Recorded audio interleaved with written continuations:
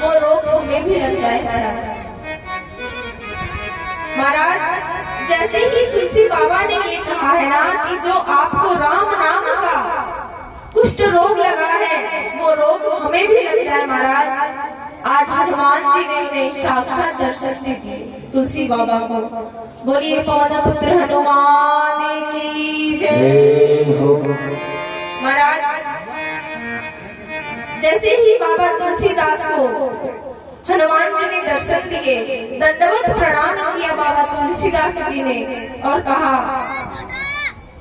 प्रभु जी मुझे मेरे श्री राम जी का पता बता दीजिए।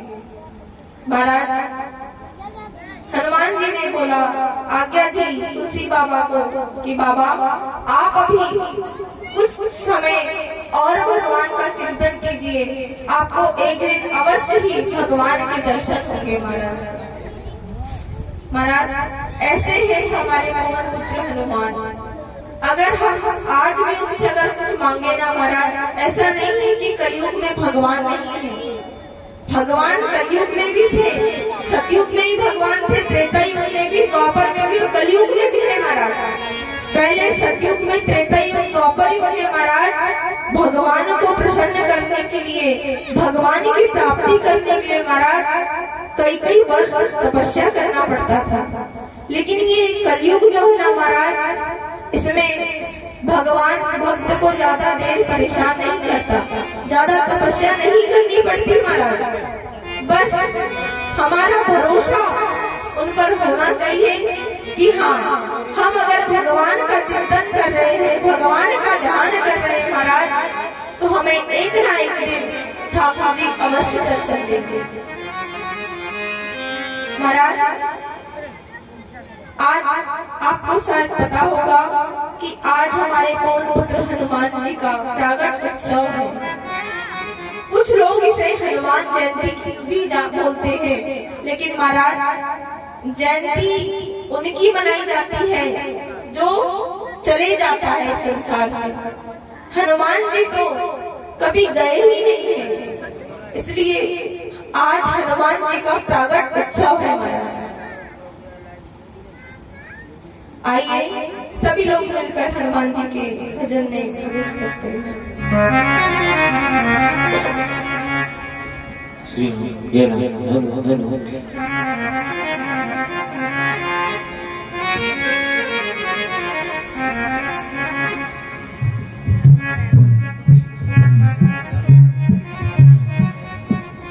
दुनिया में देव हजारों हैं,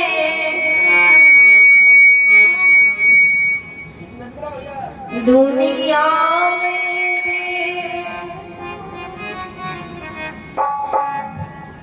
दुनिया में देव हजारों हैं, दुनिया में देव हजारों हैं, बजरंग बली साथे नाम।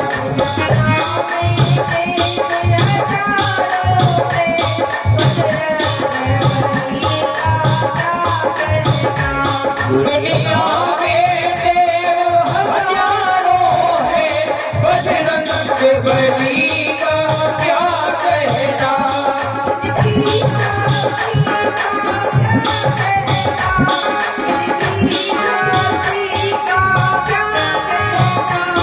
इनकी भक्ति का क्या कहना, इनकी भक्ति का क्या कहना।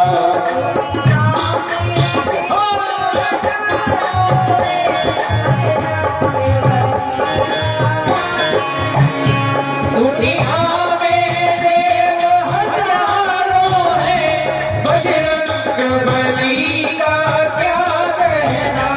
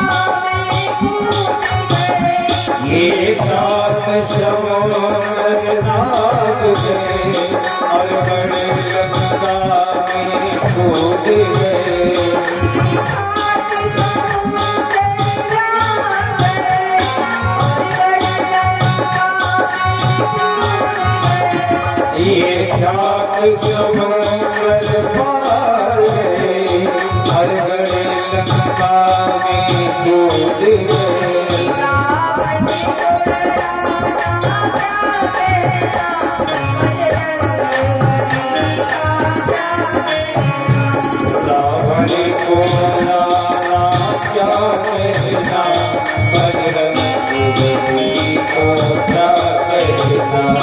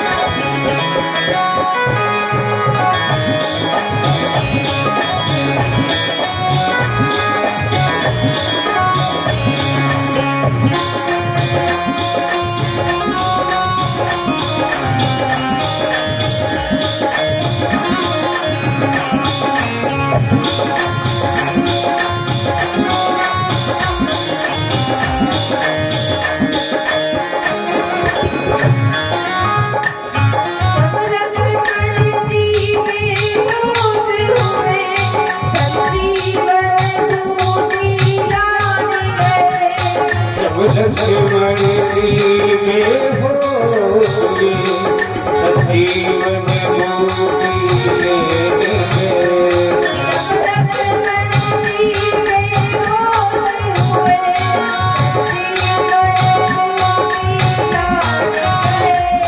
जब लक्ष्मण जी में होंगे, संजीवन मोती लेने गए।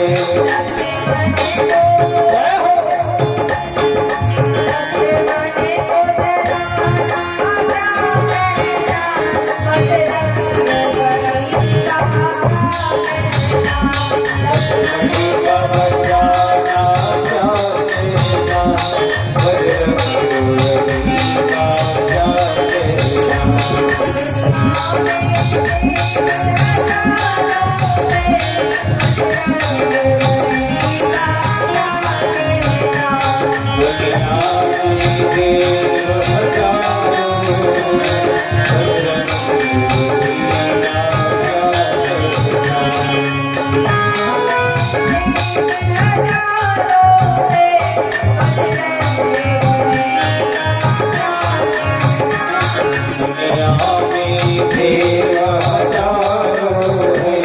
बजरंग बली का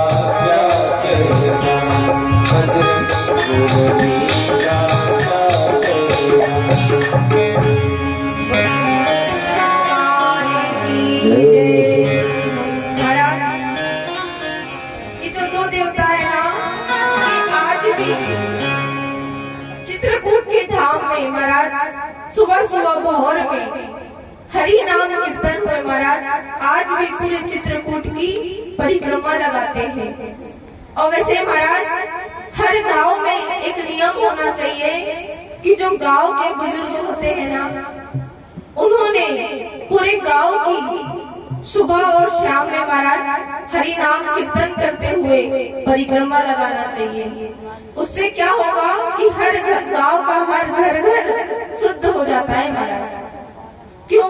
क्योंकि जब ये कोई महाराज कोई नियम अगर बुजुर्ग बनाते हैं ना, तो वो नियम पीढ़ी दर पीढ़ी चलते ही रहता है। महाराज कथा आती है कि नारद जी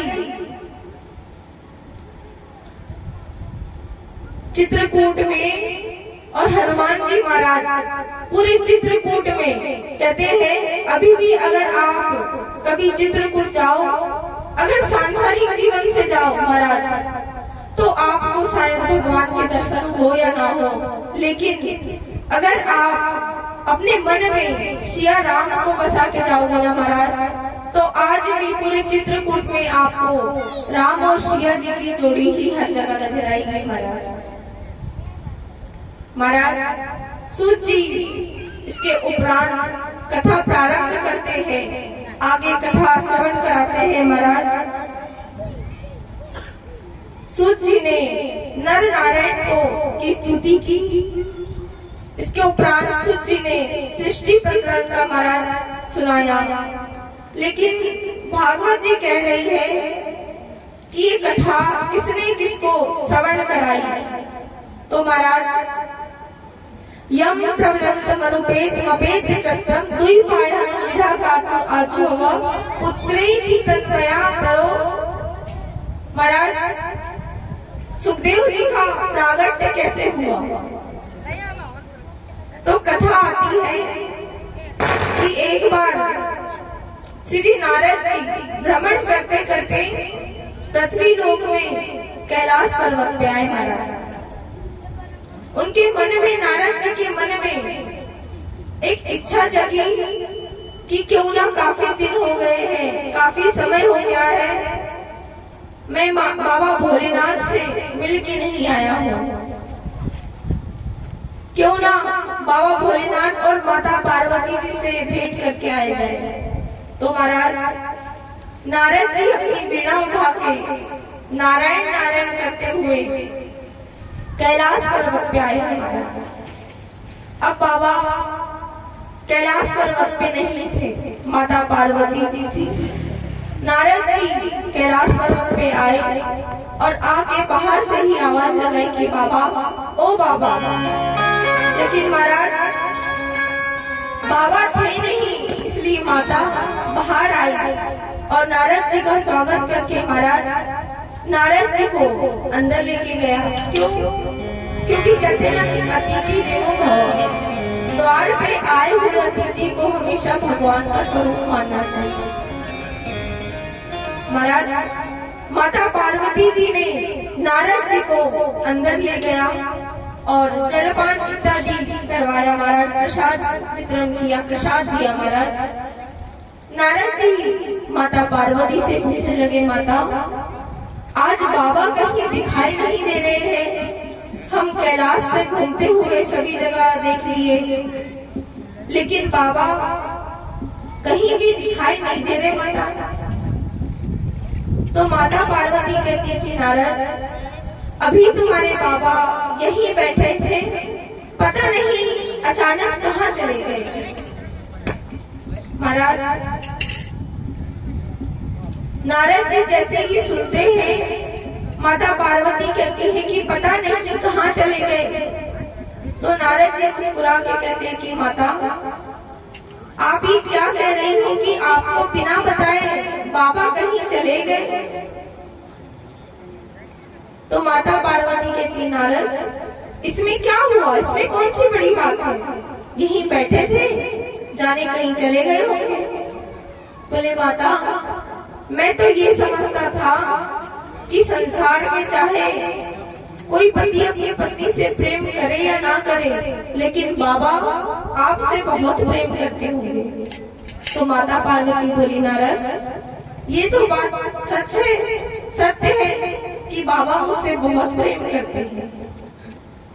माता आप अभी कह रही हो कि बाबा ने आपको बिना बताए कहीं चले गए और आप कह रही हो कि बाबा आपसे बहुत प्रेम करते हैं। अगर वो आपसे प्रेम करते होते माता, तो आपको बिना बताए कहाँ चले जाते, कैसे चले जाते। और तो और माता अगर बाबा आपसे प्रेम करते होते तो ये बताइए कि जो बाबा ने गले में मुंडों की माला पहन रखी है वो किसकी माला है, क्या आपको पता है? अब महाराज जैसे ही ये नारद जी ने कहा कि जो बाबा ने गलों में मुंडों की माला पहन रखी है ये किसकी माला है, ना तो कभी माता पार्वती जी ने बाबा भोलेनाथ से ये पूछा है और ना कभी बाबा भोलेनाथ ने ये माता पार्वती को बताया है कि वो गले में किसकी मुंडों की माला पहनते। महाराज अब नारद जी ने इतना बोला कि बाबा भोलेनाथ के गले में किसकी माला है। महाराज वैसे ही माता पार्वती एकदम चुप हो गई। क्यों? क्योंकि जब माता पार्वती को पता ही नहीं है तो वो क्या बताएगी। महाराज माता पार्वती अपने नजर नेत्र अपने नीचे करके कहने लगी, नारद ये तो मुझे पता नहीं है कि ये बाबा जो स्वामी जो गले में मुंडों की माला पहनते हैं ये किसकी माला है। महाराज इतना बोला नारद जी ने और कहने लगे, माता हम चलते हैं, अगर बाबा आए तो कह देना कि नारद जी आपसे भेंट करने आए थे। अब महाराज इतना नारद जी ने बोल दिया कि बाबा आपसे प्रेम नहीं करते हैं। अब महाराज माता पार्वती क्रोधित हो गई, गुस्सा हो गई और जाके कोप भवन में बैठ गई। कहते महाराज पहले के जमानों में स्त्रियों के रूठने के लिए एक भवन अलग से बनाया जाता था, एक कक्ष अलग से बनाया जाता था, उसे कोप भवन कहा जाता था। महाराज माता पार्वती कोप भवन में बैठ गई। अब बाबा भोलेनाथ आए। नारद जी इधर से कैलाश से जा ही रहे थे कि रास्ते में बाबा भोलेनाथ से मुलाकात हो गई। तो बाबा भोलेनाथ से नारद जी कहने लगे, बाबा हम अभी अभी कैलाश से ही आ रहे हैं और आपको माता पार्वती जी ने याद किया है। नारद जी मुस्कुरा के इतना कह दिए कि बाबा आपको माता पार्वती ने याद किया है। महाराज तो बाबा बोले, नारद जी अगर आप कैलाश से आ रहे हो तो अवश्य माता ने मुझे याद किया ही होगा। क्यों? क्योंकि बाबा जानते हैं कि नारद जी अगर किसी के परिवार में अच्छी बनी हो महाराज तो उसको बिगाड़ देंगे, और किसी के परिवार में ना बन रही हो तो उसे सुधार देंगे। महाराज बाबा भोलेनाथ ने कहा कि नारद अगर तुम कैलाश से आ रहे हो तो सही बात होगी कि माता पार्वती ने मुझे याद किया होगा। अब महाराज बाबा भोलेनाथ कैलाश में पहुंचे। बाबा भोलेनाथ कहीं से भी अगर भ्रमण करके आते थे ना महाराज तो माता पार्वती उन्हें द्वार पर ही खड़े रहती थी उनके स्वागत के लिए, उनके हाथ में जल लेकर महाराज। लेकिन आज माता पार्वती द्वार पर ही खड़ी है। तो बाबा भोलेनाथ समझ गए कि आज तो नारद जी कुछ ज्यादा ही गड़बड़ करके गए हैं महाराज, पता नहीं आज क्या होने वाला है। अब बाबा माता पार्वती के पास गए। उन्हें पता है कि नारद अगर आया है तो कुछ ना कुछ ऐसी बात करके ही गए होंगे महाराज। बाबा भोलेनाथ कोप भवन में गए, पूछने लगे, देवी क्या हुआ, क्यों क्रोध में हो, क्यों गुस्सा हो। कहने लगी, स्वामी मुझे तो ये लगता था कि संसार में आप मुझसे जितना प्रेम करते हो ना उतना शायद ही कोई पति अपनी पत्नी से करता होगा। बाबा मुस्कुरा के बोले, देवी ये हकीकत है, ये सत्य बात है कि मैं जितना तुमसे प्रेम करता हूँ ना शायद ही कोई पति अपनी पत्नी से इतना प्रेम करता होगा। तो माता पार्वती बोली, बाबा क्यों फालतू में आप झूठ बोलते हो कि आप मुझसे प्रेम करते हो। तो बाबा बोले, देवी इतने वर्षों में आज तक के कभी तुमने मेरे प्रेम पे संदेह नहीं किया, आज ऐसा क्या हुआ कि तुम मेरे प्रेम पे संदेह कर रही हो। बोले, बाबा मुझे ये लगता था कि संसार में आपके मन में मेरे प्रति जितना प्रेम है शायद समुद्र भी कम पड़ जाएगा, लेकिन आपका प्रेम उस समुद्र के सामने भी छोटा नहीं पड़ेगा। बाबा बोले, देवी बात क्या है, एक बार ये तो बताओ, क्यों फालतू में क्रोध कर रही हो, क्यों गुस्सा कर रही हो। बोले, बाबा आपके गले में जो मुंडों की माला है आपने आज तक के कभी मुझे बताया नहीं ये गले में मुंडों की माला किसकी है? बाबा कहते हैं देवी, यही तो मेरा प्रेम का प्रतीक है। ये जो गले में मुंडों की माला है ना देवी, ये किसी और की नहीं है, ये तुम्हारे ही मुंडों की माला है। तुमने हर जन्म में जब जब तुम्हारा अंत हुआ है ना देवी, मैंने तुम्हारी मुंडों की माला अपने गले में पिलो के पहनी है। तो माता पार्वती कहती थी बाबा, इसका मतलब तो ये हुआ कि आप अमर हैं और मेरी ही हर बार मृत्यु हो जाती है, ऐसा क्या कारण है? महाराज, बाबा भोलेनाथ माता पार्वती को बताते हैं कि देवी, हमने अमर कथा को पी रखा है, इसलिए हम अमर हैं। तो माता पार्वती कहती है स्वामी, क्या आप नहीं चाहते हो कि मैं भी आपके साथ जन्म जन्मांतर तक हमेशा आपके साथ में ही रहूं, आपसे कभी दूर ना हो? क्या आप ये अमृतपान मुझे नहीं करवा सकते? महाराज, बाबा मुस्कुरा के बोले देवी, क्यों नहीं, मैं ये अमृतपान तुम्हें भी करा सकता हूँ, लेकिन ये जो अमर कथा है ना देवी, ये पृथ्वी लोक में ही सिर्फ इसे श्रवण किया जा सकता है देवी।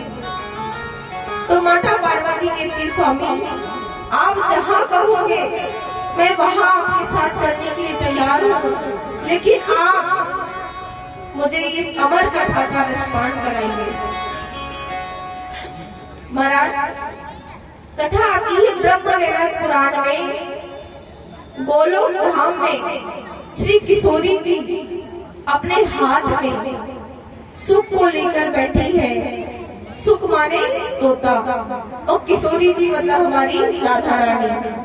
महाराज, गोलोक धाम में हमारी राधा रानी सुख को अपने हाथ के ऊपर लेकर बैठी है और उन्हें कृष्ण कथा की प्रेम भरी कथा श्रवण करा रही है महाराज, और उनसे कहती है कि सुख, अब समय आ गया है कि तुम भी पृथ्वी लोक में जाओ, मृत्यु लोक में जाओ और वहाँ सभी को कृष्ण कथा का प्रेम रस पिलाओ। तो महाराज, जो सुख है ना तोता, वो किशोरी जी का दास है। वो अपने जीवन में किशोरी जी के अलावा और कुछ भी मायने नहीं समझता है। महाराज, वो किशोरी जी से प्रार्थना कर रहा है कि देवी, मुझे अपने चरणों से दूर मत कीजिए। क्यों? क्योंकि मैं जानता हूँ अगर मैं आपके चरणों से दूर हो गया ना, तो मैं आपका कीर्तन, आपका भजन सब कुछ भूल जाऊंगा और इस माया के रूप में फंस जाऊंगा देवी। इसलिए मुझे अपने चरणों से दूर मत कीजिए। आइए, सुख क्या कह रहा है?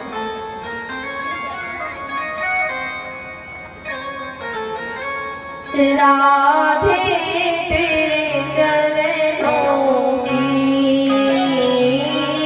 श्यामा, तेरे चरणों की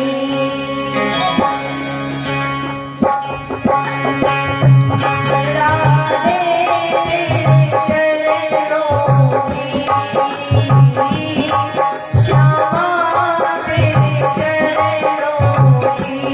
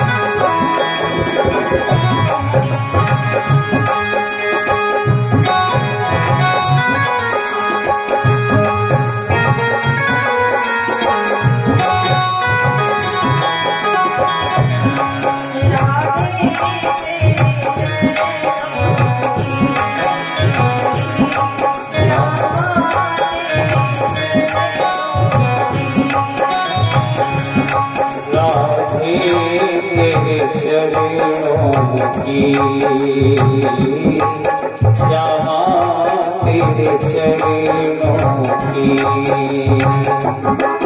मेरी भूल जो मिल जाए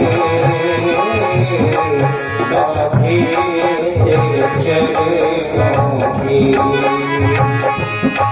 मेरी भूल जो मिल जाए श्यामा तेरे चरणों की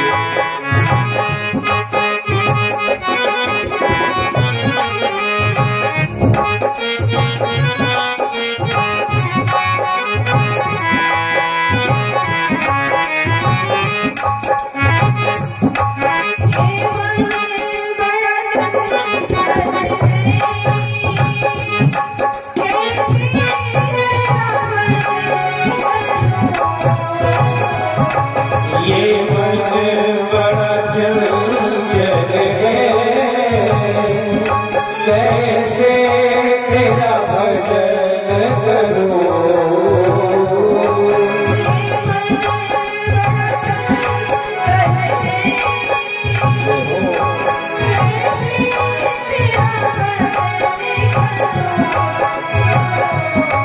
ये मन बड़ा चंचल कैसे तेरा भजन करूं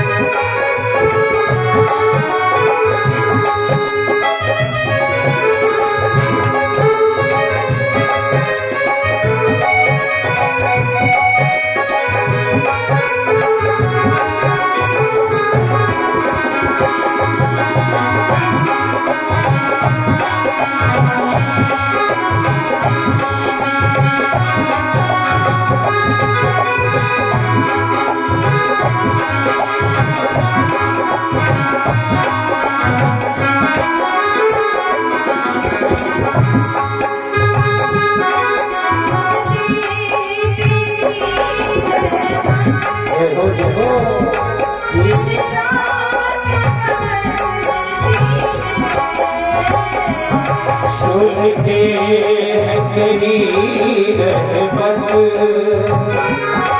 दिन रात बरसती है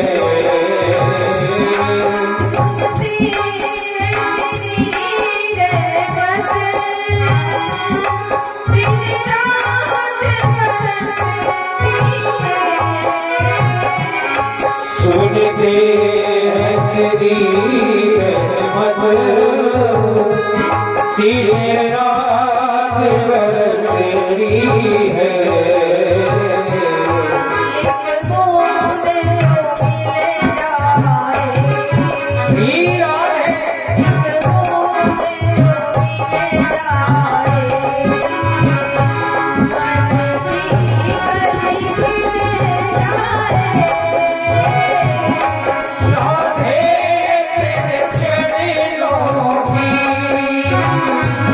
श्यामा तेरे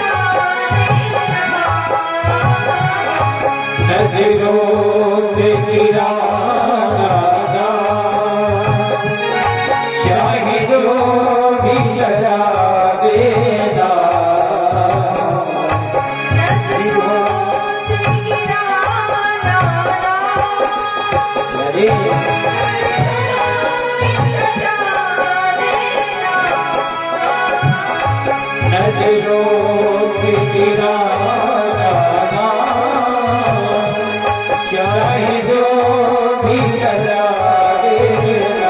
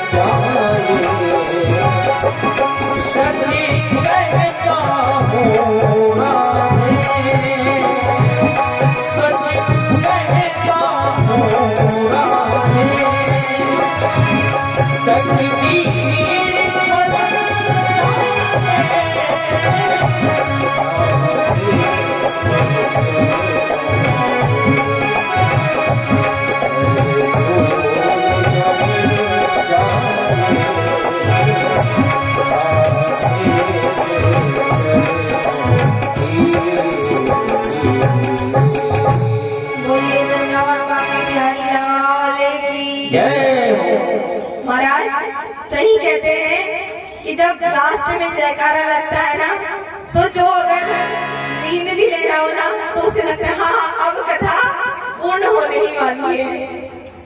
इसलिए महाराज कीर्तन होता है ना, तो ताली अवश्य बजाया करो। क्यों? क्योंकि कहते हैं जब राम जी का युद्ध हो रहा था ना रावण से, तो रावण के जो भाई है ना कुंभकर्ण, जब राम जी ने कुंभकर्ण का वध किया था ना, तो जो कुंभकर्ण की पत्नी है ना निद्रा देवी, उनने भी राम जी से कहा था कि महाराज मैं एक न एक दिन अपने पति का बदला अवश्य लूंगी। तो राम जी ने कहा था देवी वो कैसे? बोले महाराज जब कलयुग में आपकी कहीं भी कथा होगी ना, तो मैं श्रोताओं के जाके सर पे विराजमान हो जाऊंगी। तो जब श्रोता आपकी कथा श्रवण नहीं करेंगे ना, तो अपने आप को आपके चरणों से दूर हट जाएंगे महाराज। इसलिए कीर्तन कभी भी होए ना, तो ताली अवश्य बजाना चाहिए। बोलिए वृंदावन बाके बिहारी लाल की जय हो। महाराज सुख श्री किशोरी जी से प्रार्थना कर रहे हैं कि देवी किशोरी जी, आप मुझे अपने चरणों से दूर मत कीजिए। अगर आप मुझे अपने चरणों से दूर कर दोगे ना, तो मैं फिर ठाकुर जी का, आपका गुणगान करना भूल जाऊंगा और एक सांसारिक जीवन में बिजी हो जाऊंगा, व्यस्त हो जाऊंगा महाराज। लेकिन किशोरी जी की नहीं मानती है और सुख से कहती है कि सुख तुम जाओ, और मैं वादा करती हूँ कि तुम्हें इस संसार की, इस पृथ्वी लोक की माया तुम्हें नहीं सताएगी। महाराज, ये वही सुख है जो आज बाबा भोलेनाथ माता पार्वती जी को कैलाश से लेकर पृथ्वी लोक में अमरनाथ धाम में लेके आए हैं कथा श्रवण कराने के लिए। महाराज, बाबा भोलेनाथ माता पार्वती जी को अमरनाथ धाम में लेके आए हैं। वट वृक्ष के नीचे बाबा का आसन लगा हुआ है और बाबा माता पार्वती जी को कथा श्रवण करने की कुछ विधि बताते हैं कि देवी, मैं जब भी ठाकुर जी की कथा करता हूँ ना, कथा श्रवण कराता हूँ ना, तो मैं अपने नेत्र बंद करके ठाकुर जी की कथा श्रवण कराता हूँ, ठाकुर जी की कथा करता हूँ। ये जो अमर कथा है ना देवी, मैं जब भी करता हूँ, मैं कथा करते करते कब ध्यान में, कब मेरी समाधि लग जाती है, मुझे पता नहीं चलता है। इसलिए जब कथा प्रारंभ हो तो तुम कथा में हुंकार भरना। महाराज, माता पार्वती बाबा के कहने पर कहती है, स्वामी आप जो भी कहोगे, जो भी नियम बताओगे, मुझे सब नियम मंजूर है। अब महाराज, उस वट वृक्ष के ऊपर एक तोते का जोड़ा रहता है। बाबा भोलेनाथ ने कहा, देवी एक बार तुम देख लो कि कोई इस वट वृक्ष, इस अमरनाथ धाम में और कोई तो नहीं है जो आपके सिवा भी कथा श्रवण कर रहा है। महाराज, बाबा ने, भोलेनाथ ने माता पार्वती से कहा। माता पार्वती जी ने पूरे अमरनाथ धाम में भ्रमण करके देखा। फिर बाबा ने अपने त्रिशूल से कहा, डमरू से कहा। महाराज, जैसे बाबा का डमरू बजाना, सारे जो पक्षी थे सब उड़ गए, लेकिन महाराज वो जो तोते का अंडा था, वो अंडा वहीं रह गया, और जो तोते थी, जो दोनों पक्षी थे, वो वहां से उड़ गए जब बाबा का डमरू बजा था। अब महाराज, इधर बाबा ने कथा सुनाना प्रारंभ किया है। आइए आप हम सभी मिलकर बाबा की कथा में प्रवेश करें।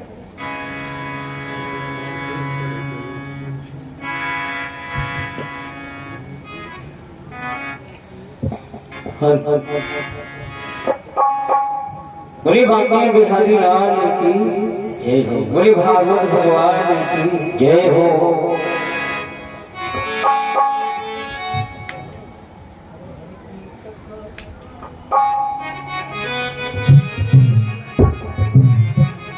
हरि की कथा सुनाने वाले, प्रभु की कथा सुनाने वाले, तुमको लाखों प्रणाम, तुमको लाखों प्रणाम।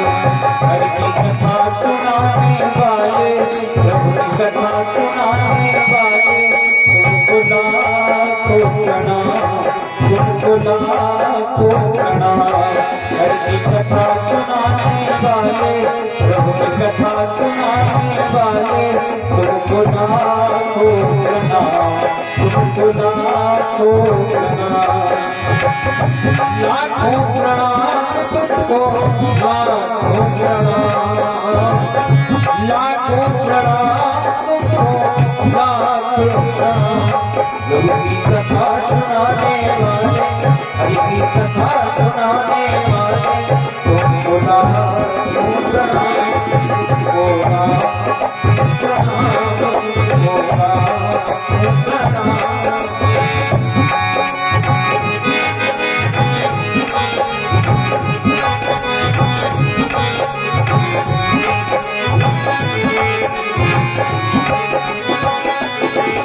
अब धूप रहे रहे थे मन में, सन खो गए थे मन में, हम घूम रहे थे मन में, सन खो गए थे मन में, हम घूम रहे थे मन में, सन खो गए थे मन में। प्रभु की नाम बताने वाले, प्रभु की कथा सुनाने वाले, प्रभु का राज बताने वाले, प्रभु की कथा सुनाने वाले, तुमको प्रणाम, तुमको प्रणाम। हरि की कथा सुनाने वाले, प्रभु की कथा सुनाने वाले, तुमको प्रणाम, तुमको प्रणाम।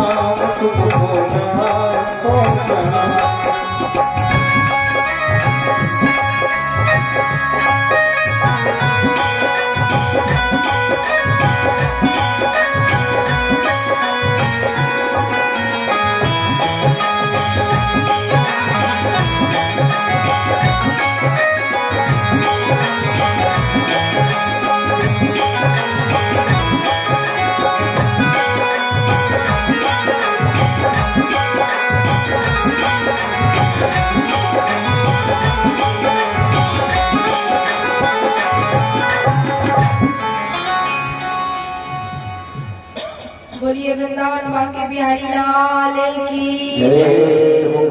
महाराज, बाबा ने अपने त्रिशूल को, अपने डमरू को आज्ञा दी। सभी ने देखा कि वट वृक्ष पे अमरनाथ धाम में कोई भी नहीं है। महाराज, बाबा ने कथा कहना प्रारंभ किया। कथा कहते कहते महाराज, बाबा अपनी समाधि में मगन है और कथा श्रवण करा रहे हैं माता पार्वती को। महाराज, माता पार्वती जी कथा सुन रही है, श्रवण कर रही है। महाराज, जब 10वें स्कंद में कथा प्रवेश की है ना महाराज महाराज में, तो माता पार्वती जी भी मन ही मन उनकी समाधि लग गई है और वो भी मन रूपी से उस रास में प्रवेश कर ली है। महाराज, अब बाबा ने जब ये कथा कह रहे हैं, बाबा माता पार्वती की जब समाधि लग गई, माता पार्वती ने महाराज जब हुंकार भरना बंद कर दिए ना, तो उस तोते के जो अंडा था महाराज वो फूट गया और उस अंडे में से जो बालक निकला है, तोता निकला है ना महाराज, उसने सोचा कि अगर मैंने माता पार्वती ने हुंकार भरना बंद कर दिया है, अगर बाबा भोलेनाथ को ये हुंकार सुनाई नहीं देना महाराज, तो बाबा भोलेनाथ इस अमर कथा को श्रवण कराना बंद कर देंगे। महाराज, वो तोता माता पार्वती की आवाज में हुंकार भर रहा है। और आपने देखा होगा कि कोई भी पक्षी कभी बोलता नहीं है, लेकिन तोता एक मिट्ठू ऐसा होता है कि हम उसे जंगल से भी पकड़ के लाते हैं और अगर उसे कुछ सिखाए ना महाराज, तो जैसे हम बोलेंगे वैसे ही वो तोता बोलने लगता है।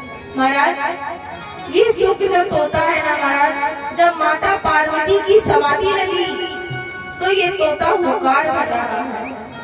अब माता पार्वती, बाबा भोलेनाथ कथा श्रवण करा रहे हैं, रास पूर्ण हुआ है और बाबा ने जैसे ही कहा, बोल वृंदावन बाके बिहारी लाल की जय, तो महाराज वैसे ही माता पार्वती की समाधि टूटी और समाधि टूटी तो माता पार्वती कही, बोले स्वामी मुझे क्षमा करना, मैं मन ही मन रास में प्रवेश कर गई थी, मैं रास में चली गई थी महाराज, और आपने जो कथा श्रवण कराई ना, मैं वो कथा पूरी श्रवण नहीं कर पाई।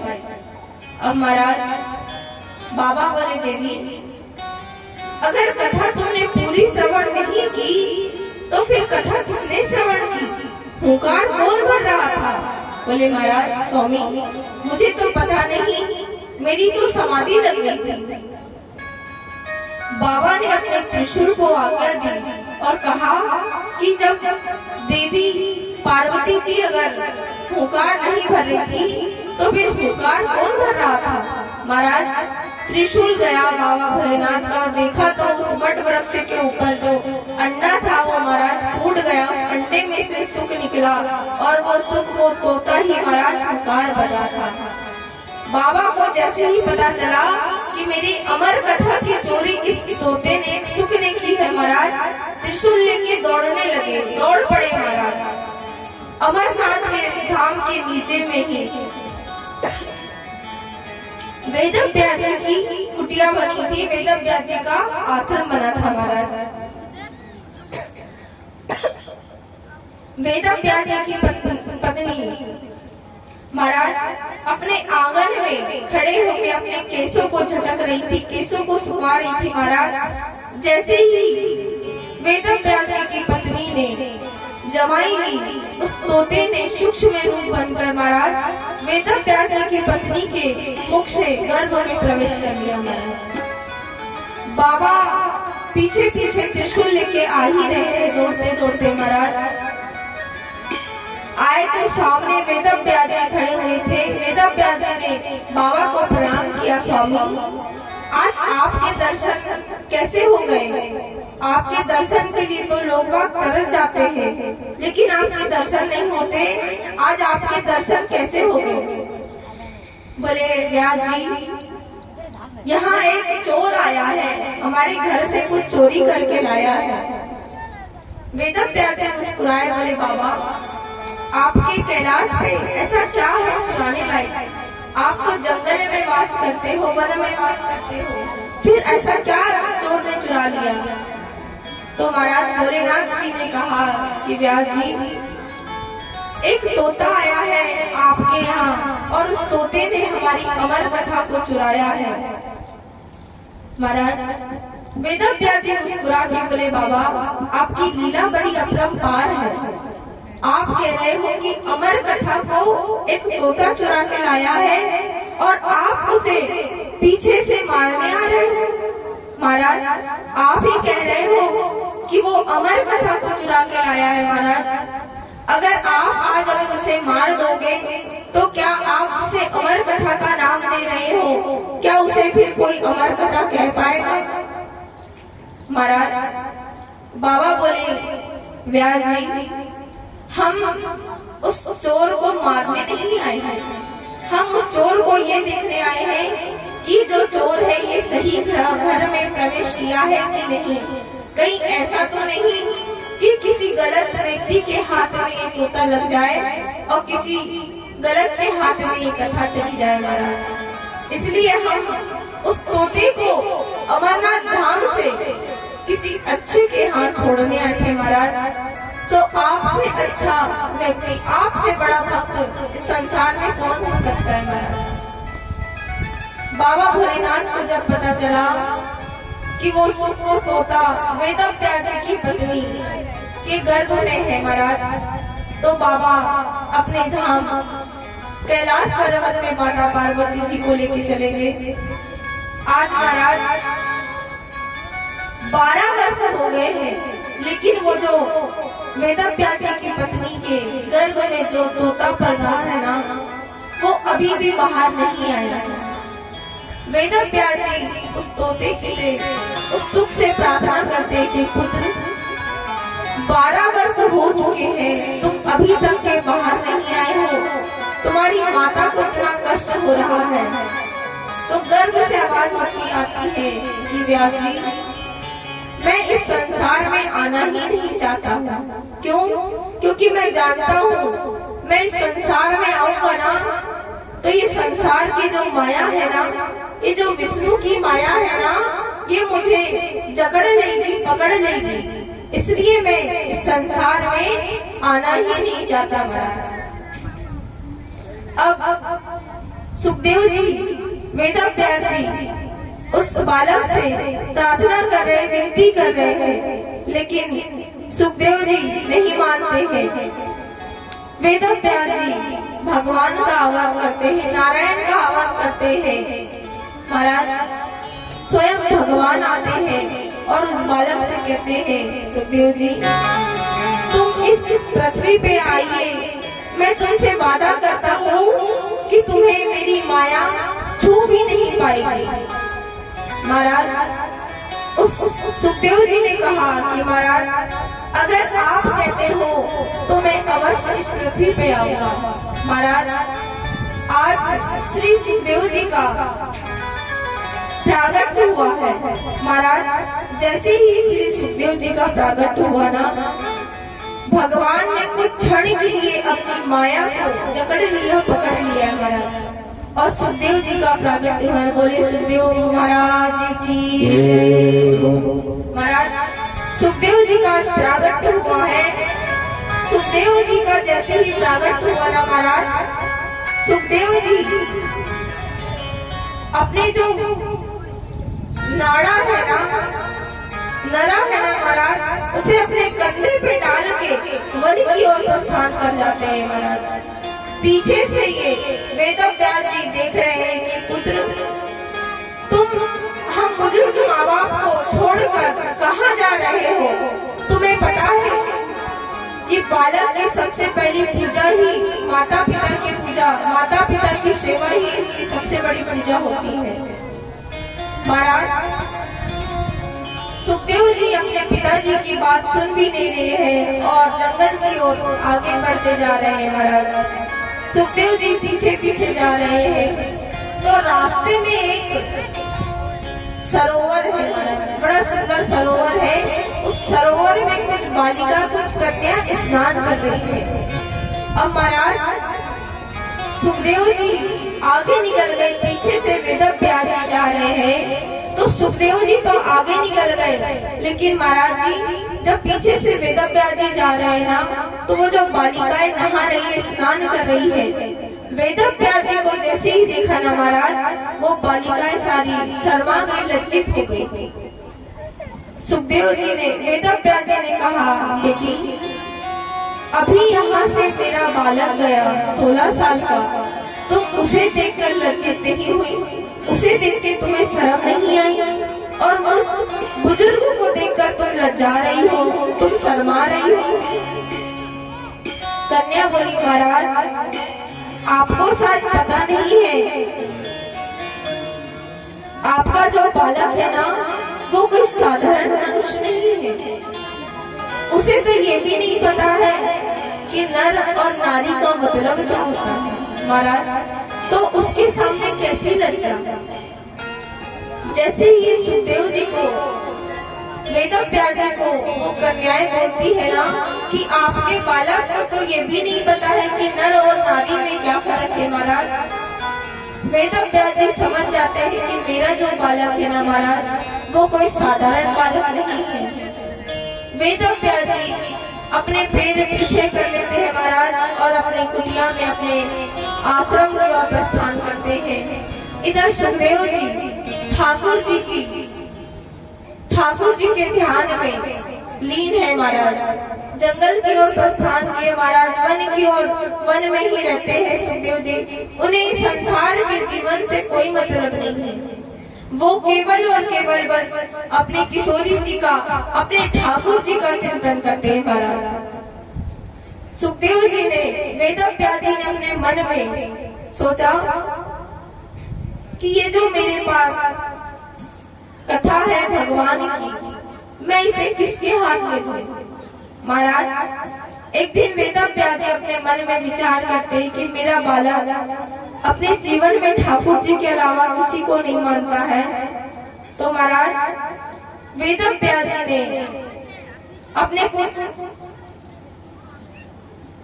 शिष्यों को जंगल की ओर भेजा। महाराज आज वेदव्यास जी के कुछ शिष्य जंगल की ओर लकड़ी काटने गए।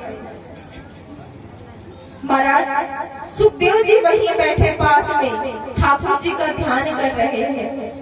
तो वेदव्यास जी के जो कुछ शिष्य है ना, वो भगवान के कुछ श्लोकों का ज्ञान कर रहे हैं। वरहा पीडम नटवर वपु कर्णियो कर्णिकारिकम। महाराज इतना बोलकर सुखदेव जी वो शिष्य चुप हो जाते हैं, कुछ नहीं कहते। महाराज इतना बोल के जब वो शिष्य चुप हो जाते हैं ना, तो सुखदेव जी की समाधि टूट जाती है कि बालक कौन है और इतना सुंदर मेरे ठाकुर जी का चरित्र मुझे श्रवण करा रहे हैं। तो अपने नेत्र खोल के कहते हैं, बालक तुमने क्यों ये ठाकुर जी की लीला कहना बंद कर दिया है और इसको आगे बढ़ाते रहो, इसे मुझे और श्रवण कराते रहो।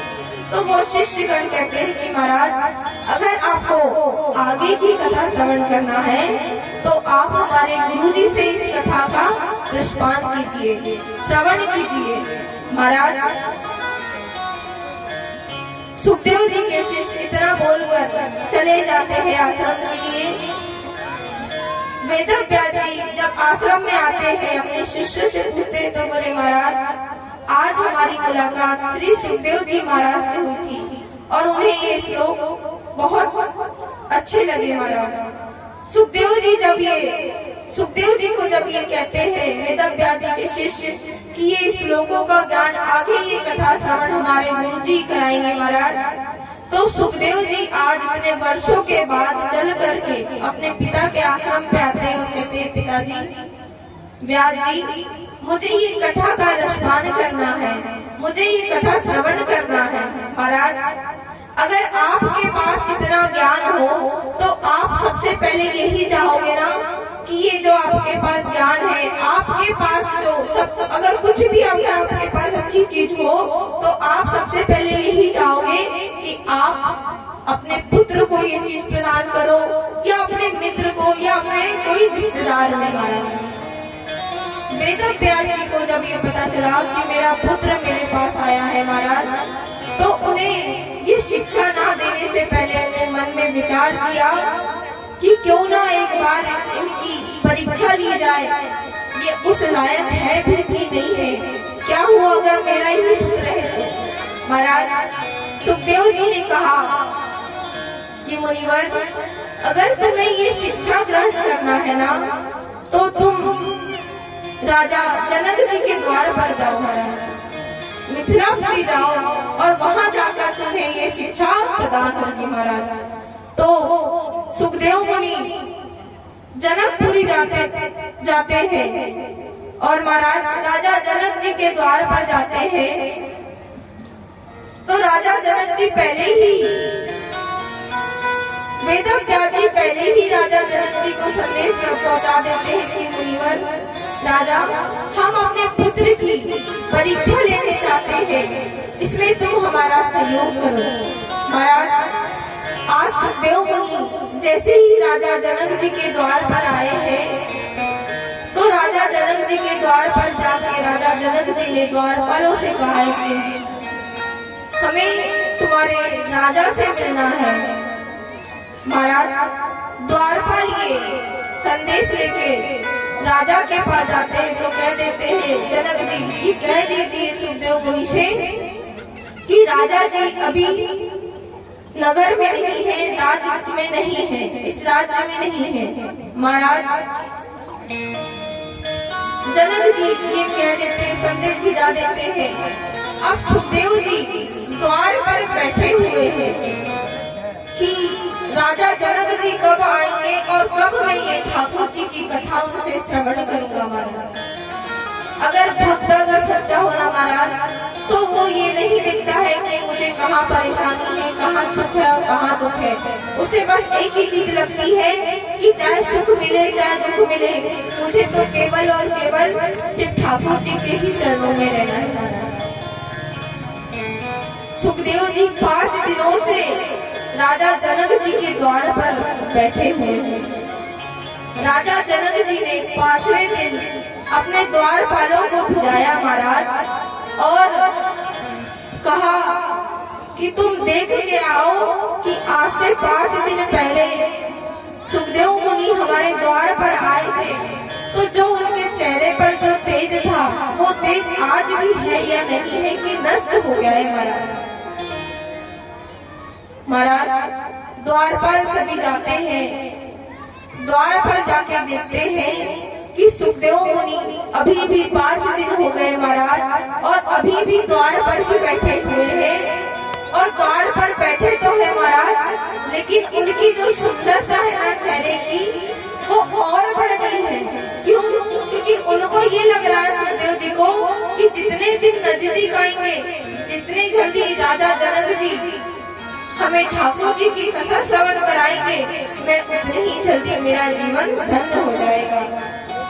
महाराज सभी द्वारपाल आए, सुखदेव जी के चेहरे का रूप देखा महाराज, सभी आनंदित हो गए। राजा जी के पास जाके कहने लगे, महाराज हमने अपने जीवन में आज तक ऐसा बालक कभी नहीं देखा, ऐसा संत कभी नहीं देखा महाराज। महाराज ये संत नहीं, ये साक्षात भगवान का रूप है महाराज। इस चेहरे की सुंदरता, चेहरे का तेज महाराज देख कर लगता है कि पूरा दिल, पूरा अपना जीवन इन पर ही लुटा दे महाराज।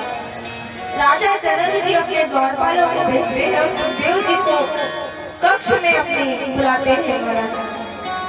अब राजा जनक जी ने एक दो परीक्षा ले ली थी महाराज सुखदेव जी की, लेकिन अभी सिर्फ क्रोध की परीक्षा ली थी महाराज। अब दूसरी परीक्षा राजा जनक जी सुखदेव जी की लेते हैं महाराज। कुछ सुंदर सुंदर अप्सराएं को सुखदेव जी के पास लाके उनके कक्ष में भिजा देते हैं महाराज। तो सुखदेव जी तो केवल अपने ध्यान में मग्न हैं, उन्हें ये सब चीजों से कोई मतलब नहीं है कि कोई सुंदर कन्या, कोई अप्सरा हमारे पास आई है या हमारे पास से कौन जा रहा है, कौन आ रहा है। उन्हें ये सब बातों से कोई मतलब नहीं है महाराज। 5 दिन बीत गए महाराज। 5 दिन बीत के 6वां दिन महाराज जैसे आया, राजा जनक जी ने अपने द्वारपालों से, अपने शिष्यों से कहा कि तुम जाकर देखो कि सुखदेव जी की छवि कैसी है, उनकी झांकी कैसी है महाराज। महाराज द्वारपाल शिष्यों के आने से पहले ही वो अप्सराएं राजा जनक जी के पास गई और कहने लगी, महाराज ऐसा संत, ऐसा मुनि हमने आज तक के अपने जीवन में कभी नहीं देखा, जो हमारी इतनी सुंदरता को भी देखकर जरा से भी मोहित नहीं हुए महाराज। जब राजा जनक जी ने ये सुना ना, तो अपने आप में उन्हें अजीब सा फील होने लगा कि मैंने भी देखो तो किस संत की, किस मुनि की परीक्षा लेना चाहा महाराज। अब राजा जनक जी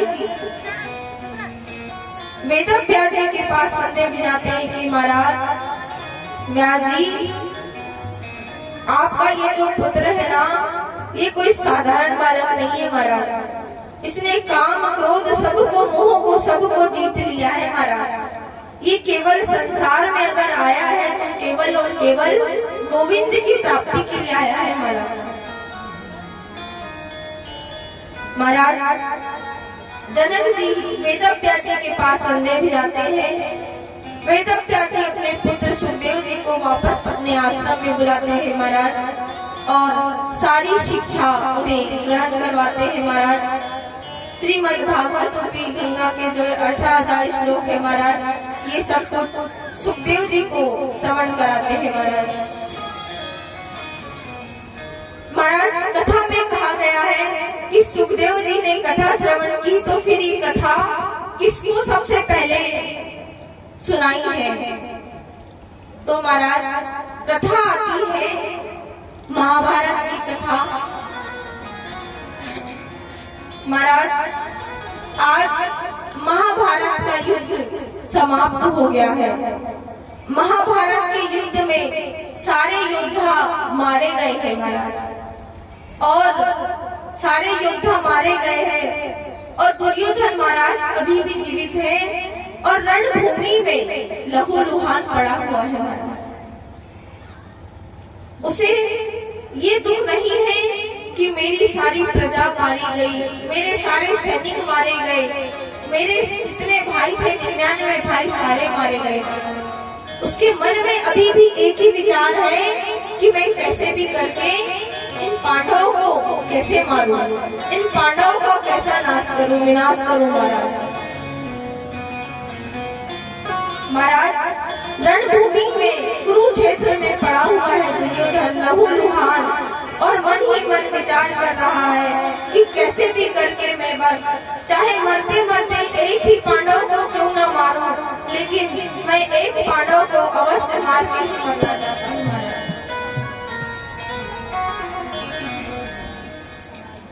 तभी महाराज वहां गुरु द्रोणाचार्य के पुत्र अश्वत्थामा का आगमन होता है। अश्वत्थामा ये जो है ना, ये पांडवों के गुरु पुत्र है। महाराज गुरु द्रोणाचार्य जी की तो युद्ध में ही मृत्यु हो गई, वो मृत्यु को प्राप्त हो गए। अब अश्वत्थामा उनका पुत्र जीवित है। महाराज वो दुर्योधन के पास आया, कहने लगा, मित्र तुम्हें मेरी मित्रता पे इतना ज्यादा संदेह है कि तुमने सभी लोगों को एक एक बार अवसर दिया, अवसर प्रदान किया, लेकिन एक बार भी मुझे कोई अवसर प्रदान नहीं किया। दुर्योधन बोला, मित्र मैं तुम्हारी बातों को समझ नहीं पा रहा हूँ, तुम क्या कहना चाहते हो? दुर्योधन अश्वत्थामा को समझा रहा है, कह रहा है। अश्वत्थामा कहता है, मित्र तुमने सभी को पांडवों को मारने के लिए एक एक बार अवसर प्रदान किया है, लेकिन मुझे एक बार भी नहीं कहा कि तुम भी पांडवों को मार दो। दुर्योधन कहता है, मित्र अभी भी युद्ध में एक रात्रि का समय है, तुम अभी जाओ रात्रि में और पांडवों को मार के उनका सिर मेरे पास ला दो, तो मैं तुम्हारी मित्रता को सच्चा मानकर उसे स्वीकार करूंगा। महाराज अश्वत्थामा तलवार लेकर अर्धरात्रि में निकल गया, पांडवों के शिविर में पहुंचा। महाराज आज पांचों पांडव अपने शिविर में विश्राम कर रहे हैं। श्री द्वारिकाधीश पांडवों के शिविर के सामने महाराज भ्रमण कर रहे हैं। अर्जुन ने देखा कि द्वारिकाधीश हम विश्राम कर रहे हैं, हम सो रहे हैं, और द्वारिकाधीश हमारे कक्ष के सामने भ्रमण कर रहे हैं। अर्जुन उठ के आया, कहने लगे, प्रभु अब तो युद्ध भी खत्म हो गया है, युद्ध भी समाप्त हो गया है, अब आप विश्राम नहीं करोगे? बोले, अर्जुन व्यक्ति को एक तो किसी की जिम्मेदारी लेना नहीं चाहिए, और अगर ले लेना तो उसे पूरे तन मन धन से निभाना चाहिए। महाराज भगवान अर्जुन को कह रहे हैं कि अर्जुन मैंने तुम पांचों पांडवों की जीवन की गाड़ी अपने हाथ में ले रखी है, तो मैं कैसे विश्राम कर सकता हूँ, कैसे सो सकता हूँ? भगवान पांचों पांडवों को कहते हैं कि आज हमारा युद्ध पूर्ण हुआ है, क्यों ना हम गंगा स्नान के लिए जाया जाए। महाराज ठाकुर जी द्वारिकाधीश पांचों पांडवों को लेकर गंगा स्नान के लिए चले गए।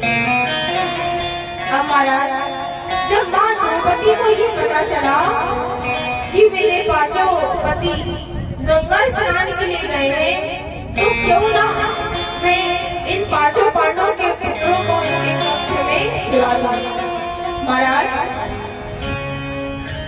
माँ द्रौपदी जी ने पांचों पांडवों के पुत्र को उनके कक्ष में सुला दिया है, और ये जो पांचों पांडवों की जो संतान है ना महाराज, पांचों पुत्र, ये एकदम उनके पिता के समान दिखते हैं। महाराज अश्वत्थामा तलवार लेकर आया है, और उसने एक बार ये भी नहीं देखा कि ये पांडव है कि पांडव पुत्र है। महाराज आया और तलवार से सारे पांचों पांडवों के पुत्र धड़ से अलग कर दिए। महाराज और पांडवों के पुत्रों का सर लेकर दुर्योधन के पास पहुंच गया। महाराज दुर्योधन को जब ये पता चला कि अश्वत्थामा ने पांडवों के सर को काट के लेके आया, महाराज आज बड़ा प्रसन्न है, बड़ा खुश है। क्यों? मरते मरते तो कम से कम पांडवों की मृत्यु हो गई। महाराज जिसके लिए मैंने सबको गवा दिया, जिसके कारण मैंने सबको अपने पूरे परिवार को खो दिया। महाराज मुझे इस चीज का आज दुख नहीं हो रहा है अब इन पांचों पांडवों का सर देखकर कि ये पांचों पांडव मेरे पूरा परिवार नष्ट हो गया। महाराज दुर्योधन ने अश्वत्थामा से कहा, मित्र आज तुमने जो मेरे लिए किया है ना, आज तक के संसार में शायद किसी ने किया होगा। मित्र, मैं मरने से पहले चाहता हूँ कि भीम का सर अपने हाथों से कुचलूं। महाराज, अश्वत्थामा ने भीम के पुत्र का सर दुर्योधन के हाथ में दिया महाराज, और दुर्योधन ने जैसे ही उसे दबाया ना, तो वो बड़े आसानी से फूट गया, बड़े आसानी से कुचल दिया महाराज। अश्वत्थामा ने जब ये दिया तो बड़े आसानी से दुर्योधन ने इसको महाराज कुचल दिया। तो दुर्योधन के मन में थोड़ा प्रश्न आया, थोड़ा संकोच आया, ये जो भीम है इसे तो 100 हाथियों का बल प्राप्त है महाराज, फिर इसका सर इतना कमजोर कैसे हो सकता है कि जो एक बार में ही कुचल दिया मैंने और आसानी से कुचला गया। तो भी दुर्योधन को लगा कि हो सकता शायद मृत्यु के बाद ऐसा हुआ हो। तो अश्वत्थामा से कहा कि मित्र, मुझे नकुल का सिर चाहिए। क्यों? क्योंकि नकुल महाराज, नकुल का जो सिर है ना महाराज, उसके जो कुंडल है ना नकुल के, वो बड़े चमत्कारी कुंडल है। अब महाराज, जैसे ही अश्वत्थामा ने नकुल का सिर दिया महाराज, दुर्योधन ने वो कुंडल देखे और आश्चर्यचकित रह गया और अश्वत्थामा से कहने लगा, मित्र, आज तुमने ये कितना बड़ा अनर्थ कर दिया है।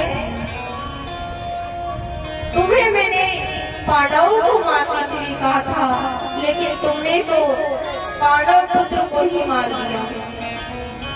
अश्वत्थामा, मेरे कुल में कोई भी जीवित नहीं है जो कम से कम मेरा पिंड दान कर सके।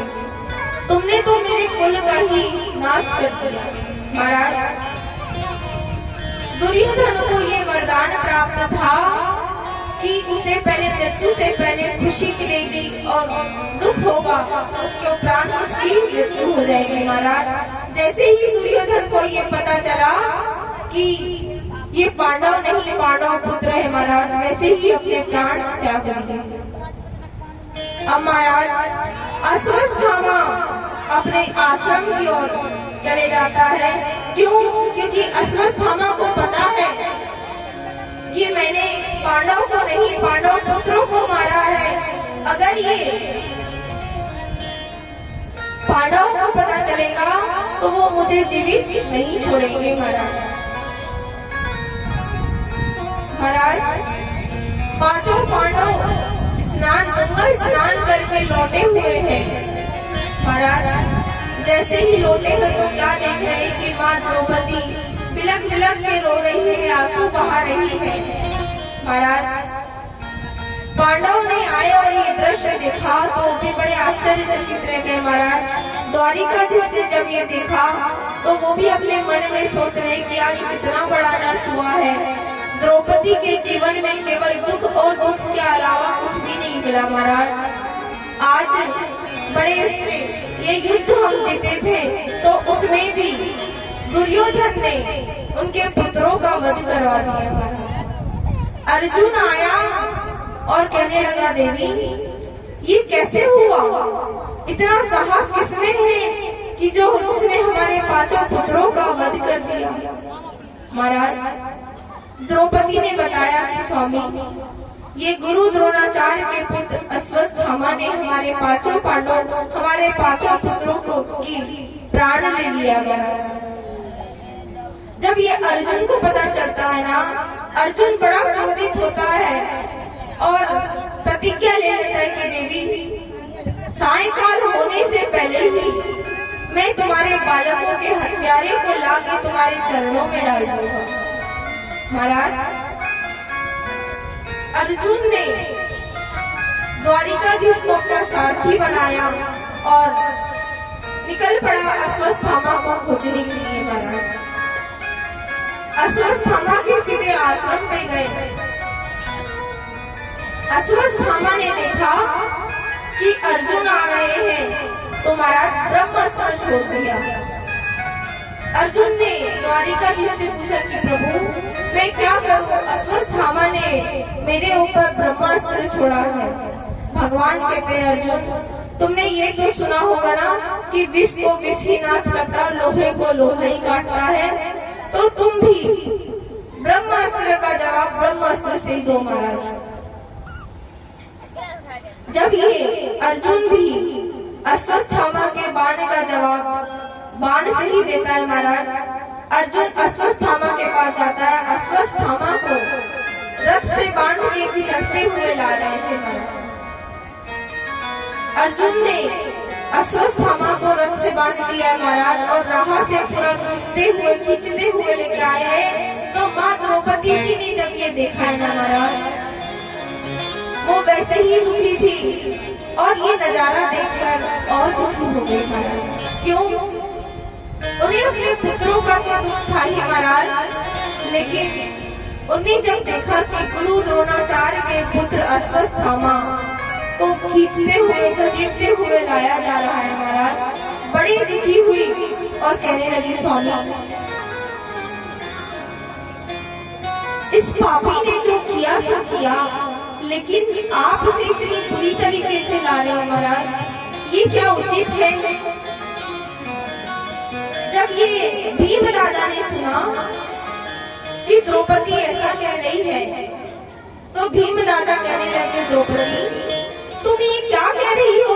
तुम्हें पता नहीं है कि तुम्हारे पुत्रों को इसी राक्षस ने, इसी उदंडी ने मारा है।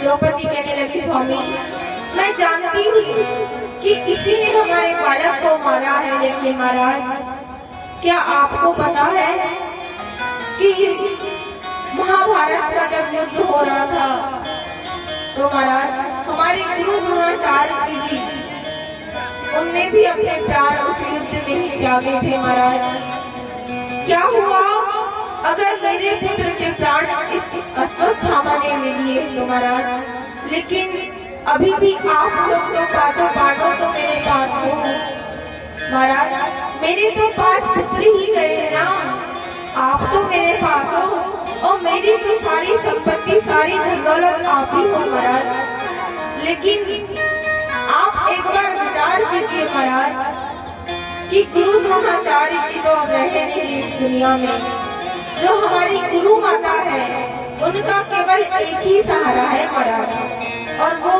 अश्वत्थामा है। अब आप विचार कीजिए स्वामी, अगर अश्वत्थामा भी गुरु माँ को छोड़ के चले जाएगा तो क्या गुरु माँ जीवित रह पाएगी? महाराज ये सारी बातें द्वारिकाधीश वही खड़े खड़े सुन रहे हैं और मन ही मन मुस्कुरा रहे हैं। क्यों? क्योंकि भगवान ऐसे ही कभी किसी को अपना कहते नहीं। अगर भगवान कभी किसी को अपना कह देना महाराज, तो उसका जीवन तो वैसे ही सुधर जाता है, उसका चरित्र तो वैसे ही सुधर जाता है महाराज। द्वारिकाधीश भगवान माँ द्रौपदी जी को अपनी बहन मानते हुए महाराज, जब भगवान ने ये सुना तो कहने लगे कि देवी तुम उचित बात कह रही हो कि तुम्हारे पुत्र चले गए, लेकिन तुम्हारे 5 पति तो अभी भी जीवित हैं। महाराज जब ये भीम दादा ने सुना है ना तो बड़े क्रोधित होने लगे और कहने लगे देवी तुम ये क्या कह रही हो? तुम्हें पता भी है क्या? तुम्हें पता नहीं है कि जो पुत्र का वध कर देते हैं उसे कभी जीवित नहीं छोड़ना चाहिए। अर्जुन कहते हैं सभी लोग अपना अपना सलाह दे चुके हैं, जो हमारे द्वारिकाधीश करेंगे ना वो ही हम करेंगे। अब महाराज सभी लोग निर्णय भगवान के ऊपर छोड़ देते हैं, तो भगवान कहते हैं अर्जुन सभी 5 पांडवों को कहते हैं कि बालक के हत्यारों को कभी छोड़ना भी नहीं चाहिए और गुरु पुत्र को और ब्राह्मण को कभी मारना भी नहीं चाहिए। क्यों? क्योंकि उसको जितना दंड नहीं मिलेगा ना उससे कई अधिक दंड तुम्हें मिलेगा। क्यों? क्योंकि ये एक तो सबसे पहले ब्राह्मण है, ऊपर से ये तुम्हारा गुरु पुत्र है। महाराज, ब्राह्मण को अगर मारना, प्राण दंड देना है ना, तो उसे प्राण दंड देने से भी उसके लिए उससे बड़ी भी सजा महाराज, अगर ब्राह्मण के सर का, माथे का तिलक मिटा दिया जाए ना महाराज, अगर वो सच्चा ब्राह्मण होगा ना, तो उसके लिए मृत्यु दंड से भी बड़ा ये दंड रहेगा महाराज, कि एक ब्राह्मण के माथे का तिलक हटा दिया महाराज, पोंछ दिया महाराज। आज भरी सभा में पांडवों ने मिलकर अश्वत्थामा के सर की मणि निकाल ली, उसके माथे का तिलक पोंछ दिया महाराज, उसे लज्जित करके भगा दिया, नगर से बाहर कर दिया महाराज। अश्वत्थामा बड़ा क्रोध हो गया, बड़ा उसे क्रोध आ रहा है कि पांडवों का इतना साहस, मैं इनके गुरु पुत्र होने के बाद भी इतने इतना बड़ा मेरा अपमान किया है, मैं इनके वंश में अब एक भी किसी को जीवित नहीं छोड़ूंगा महाराज। अश्वत्थामा के मन में विचार आता है, उसे याद आता है कि अभिमन्यु की पत्नी उत्तरा, जब महाभारत का युद्ध हो रहा था ना, तो अभिमन्यु की पत्नी माँ उत्तरा उस समय गर्भवती थी महाराज। तो अश्वत्थामा को जैसे ही याद आता है ना महाराज, अश्वत्थामा उत्तरा के गर्भ पे ब्रह्मास्त्र छोड़ देता है कि आज मैं पांडव कुल में किसी को जीवित नहीं छोड़ूंगा, पांडव कुल में कोई जल देने वाला भी नहीं बचेगा महाराज। जैसे ही ये अश्वत्थामा उत्तरा के गर्भ में ब्रह्मास्त्र छोड़ता है ना महाराज, उत्तरा अपनी सासू माँ के पास नहीं जाती है, माँ द्रौपदी के पास नहीं जाती महाराज, पति तो पहले ही युद्ध में अभिमन्यु मारा गया। उत्तरा ना अपनी दादी सास के पास जाती है, ना अपनी सासू माँ के पास जाती है, ना अपने ससुर के पास जाती है, किसी के पास नहीं जाती है। क्यों? क्योंकि वो जानते हैं कि सबके पालनहार तो मेरे द्वारिकाधीश है, तो मैं इनके पास जाकर क्या करूंगी, आखिरकार उनसे निराशा ही मिलने वाली है। तो जिसके पास मुझे उम्मीद है, जिसके पास मुझे जाना चाहिए, जिससे मुझे सहायता मिलेगी ना, मैं उसी के पास जाऊंगी महाराज। उत्तरा भगवान की स्तुति कर रही है, पाही पाही महायोगेन देव देव जगत्पते।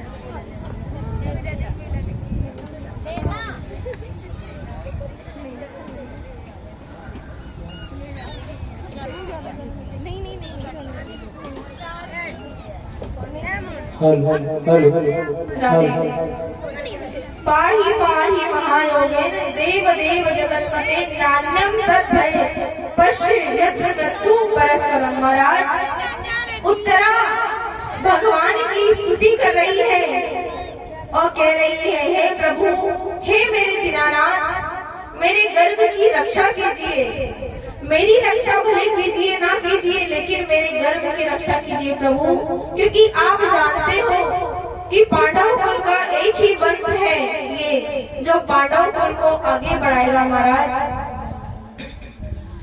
उत्तरा जैसे ही भगवान की स्तुति करती है ना, भगवान एक क्षण भी नहीं लगाते हैं।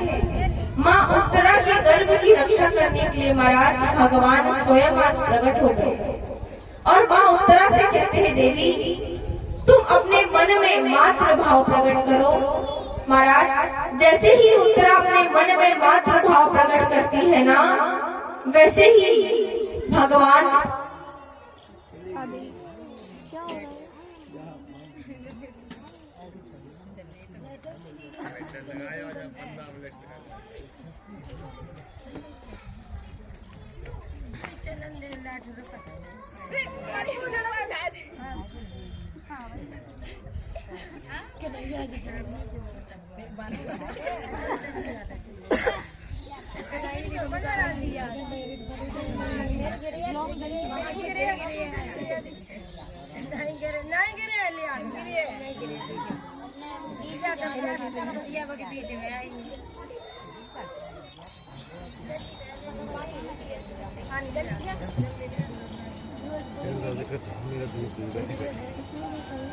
कल से इधर को पन्नी डलवाना है नमक डाल। हाँ हाँ पी लो, बंद कर दो माइक। राधे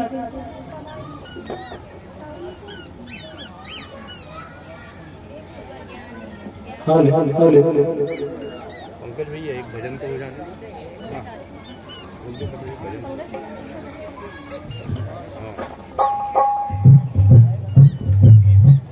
हेलो श्री राधे जय श्री राधे हेलो हेलो बोलिए बांके बिहारी लाल की जय हो बोले बरमड़ुआ वाले की जय हो।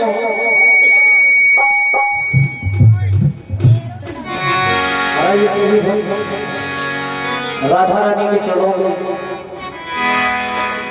राधा रानी से कह रहे हैं